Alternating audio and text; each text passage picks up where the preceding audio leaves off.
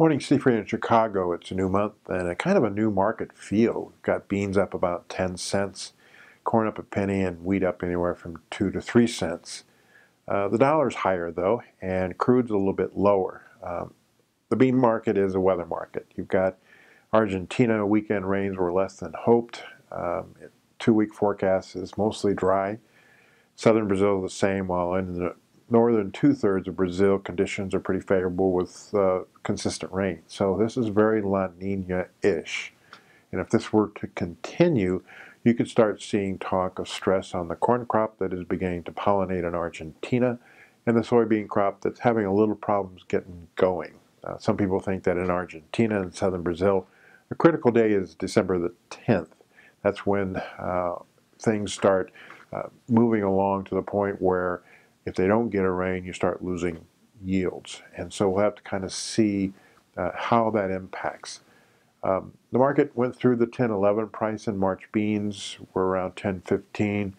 10.20 is the next resistance.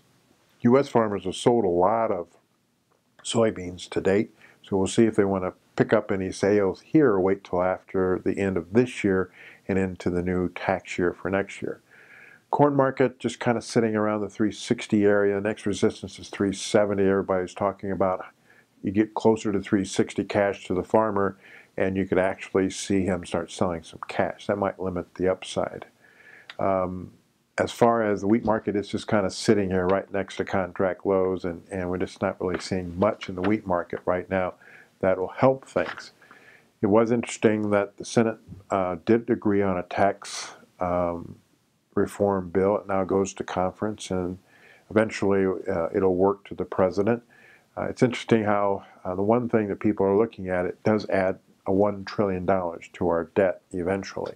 Some people think that might be negative to the dollar, and some managed funds are already looking around at certain commodities in which they might want to buy if they're cheap and the dollar continues to slide lower. And finally, there is some talk that visitors in China are seeing a booming economy. They also see good feed rations in the hog sector. The only thing is that there might be a little bit more corn and DDGs fed in the ration than the current ration that has a lot of soybean meal in it. But I think it's good news that China's economy is booming.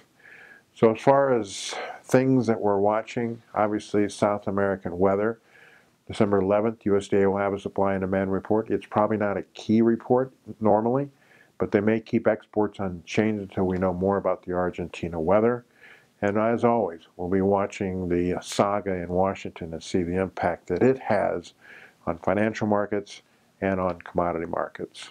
As always, these are my thoughts and not those of ADM or ADM Investor Services, and have a safe and profitable trading day.